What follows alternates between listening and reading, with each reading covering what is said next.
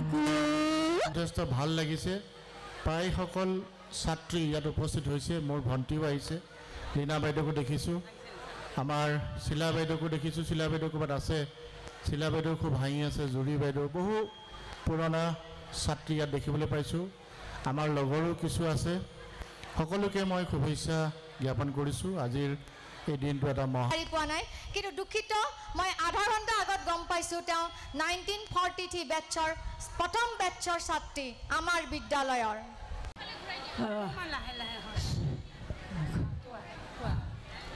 1900 চনত পঢ়িছিলোঁ প্ৰথম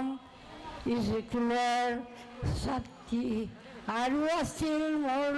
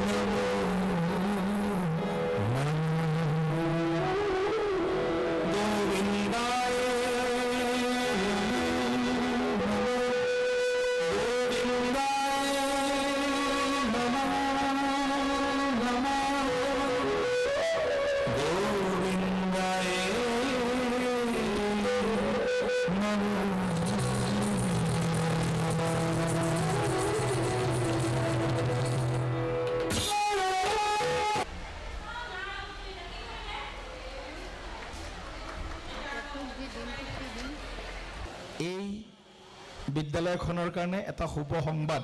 আপোনালোকে নিশ্চয় লাভ কৰিছে প্ৰতিষ্ঠা কালৰ পৰা যেটো সময়ত এই বিদ্যালয়ত এনে ধৰণৰ মানে আন্তঃগাঁথনি হৈছিল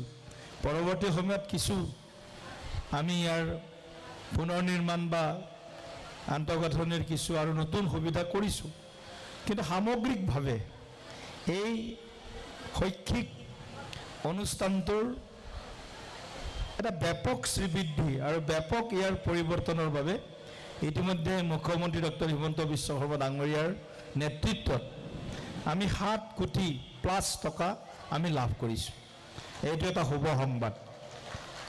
7 কোটি টকাৰে আমি গোটেই আমাৰ এখন নক্সা বনাই সুন্দৰভাৱে আৰু যাতে এই বিদ্যালয়খনে অনাগত দিনত শৈক্ষিক বৌদ্ধিক ক্ষেত্ৰখনৰ এই কৰ্মবদ্ধ অংগ হিচাপে যাতে নিজৰ দায়িত্ব সম্পাদন কৰিব পাৰে আৰু অধিকাধিক মানৱ সম্পদ যাতে আমি এই বিদ্যালয়ৰ পৰা সৃষ্টি কৰিব পাৰোঁ সেই লক্ষ্যৰে এই টকাখিনি আপোনালোকলৈ আগবঢ়োৱা হৈছে অতি সোনকালে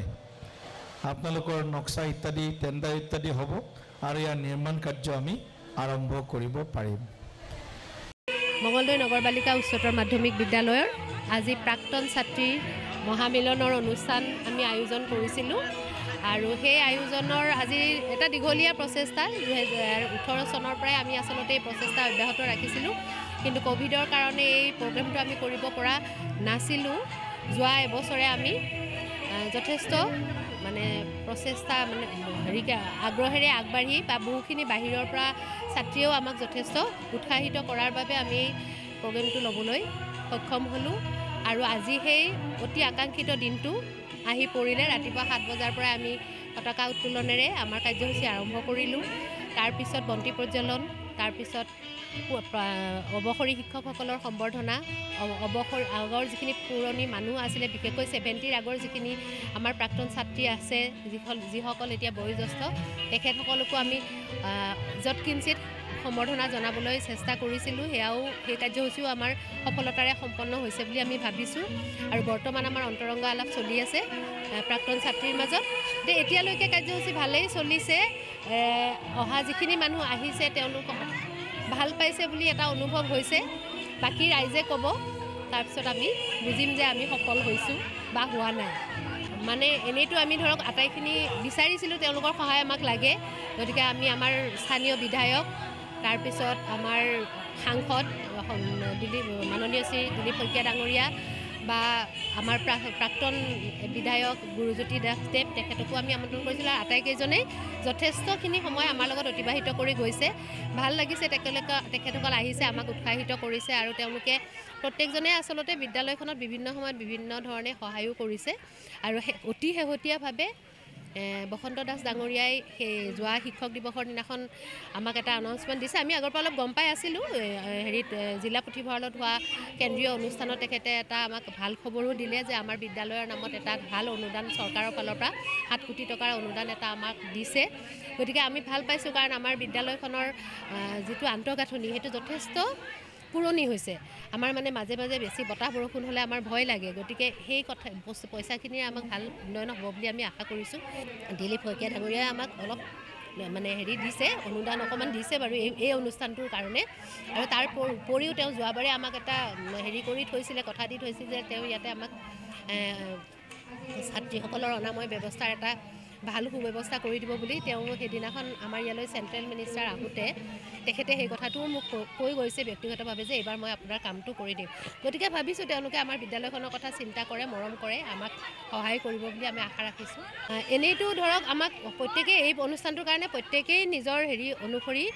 সদিচ্ছাৰে আমাক সহায় কৰিলে আৰু সেইকাৰণে আমি ইমান ডাঙৰ অনুষ্ঠান এটা আজি অনুষ্ঠিত কৰিব পাৰিলোঁ। নহ'লে আমাৰ বিদ্যালয়ৰ নিজাববীয়াকৈ ইমান ডাঙৰ এটা অনুষ্ঠান কৰাটো আমাৰ সামৰ্থ্য সঁচাকৈ নাই। গতিকে তেওঁলোকক প্ৰত্যেককে মই ধন্যবাদ জনাইছোঁ। আৰু তেওঁলোকৰ বহুতে কিন্তু কেইবাগৰাকীও ধৰক এতিয়া বিদ্যাঞ্জলিৰ জৰিয়তে আজি কোনোবা বাইদেউ